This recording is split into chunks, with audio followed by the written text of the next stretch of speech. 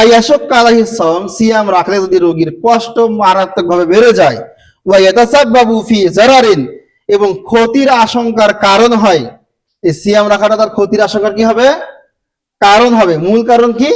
যে সিয়াম রাখলে তার ক্ষতির আশঙ্কা হতে পারে, এটাই তার মূল কারণ। কদ ইউফজি, এমনকি এই সিয়াম রাখলে এই রোগীকে, এই সিয়ামটা এই রোগীকে ধাবিত করবে ইলাল হালাক, মৃত্যুর দিকে। কোন দিকে? মৃত্যুর দিকে। আবারও শুনে রাখুন, যদি সিয়াম রাখাটা এমন পর্যায়ের রোগী হয় যার সিয়াম রাখলে মারাত্মক পর্যায়ের কষ্ট হবে এবং ক্ষতির আশঙ্কা রয়েছে, সিয়াম রাখলে এতটা পরিমাণ ক্ষতির আশঙ্কা যে সিয়াম রাখলে ওই ব্যক্তি ধ্বংস হতে পারে। ধ্বংস মানে কি? তার মৃত্যু পর্যন্ত হতে পারে বা মৃত্যুর দ্বার প্রান্তে তাকে নিয়ে যেতে পারে। এরকম অবস্থায় উলামায়ে কেরামগণ বলছেন ফাহাযা ইয়াহরুমু আলাইহি আসলান, এরকম রোগীর জন্য সিয়াম রাখা হারাম।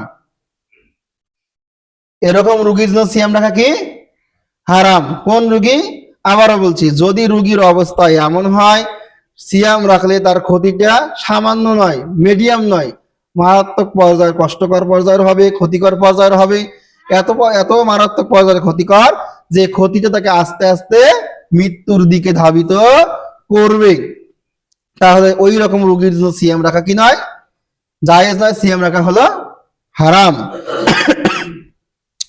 এটা পূর্বে আমি একটা আয়াত আপনাদেরকে একটু আগে বললাম, আল্লাহ বলছেন লা ইউকাল্লিফুল্লাহু নাফসান ইল্লা উসআহা, আল্লাহ সুবহানাহু ওয়া তাআলা কাউকে তার সাধ্যের বাহিরে কোনো কাজ বা কোনো বিষয় চাপিয়ে দেন না। যেহেতু আল্লাহ আপনাকে চাপিয়ে দিচ্ছে না সিয়াম, রোগাক্রান্ত অবস্থা সিয়াম রাখতে, আপনি নিজে যে কেন আপনার উপর রোগাক্রান্ত অবস্থায় নিজের ওপর সিয়ামকে বাধ্য করে নিবেন, এটা উচিত নয়। দ্বিতীয় কথা দেখুন, আল্লাহ সুবহানাহু ওয়া তাআলা বলছেন ওয়ালা তাকতুলু আনফুসাকুম, আর তোমরা নিজেদের হাতে, তোমরা নিজেরাই নিজেদেরকে, ওয়ালা তাকতুলু আনফুসাকুম, তোমরা নিজেরাই নিজেদেরকে হত্যা করো না, তোমরা নিজেরাই নিজেদেরকে ধ্বংসের দিকে ঠেলে দিও না। ইন্নাল্লাহা কানা বিকুম রহিমা, নিশ্চয় আল্লাহ সুবহানাহু ওয়া তাআলা তোমাদের প্রতি দয়াশীল। আল্লাহ তোমাদের প্রতি দয়া করেন, তোমরা কেন নিজেদেরকে নিজেরাই ধ্বংসের দিকে নিক্ষেপ করবে?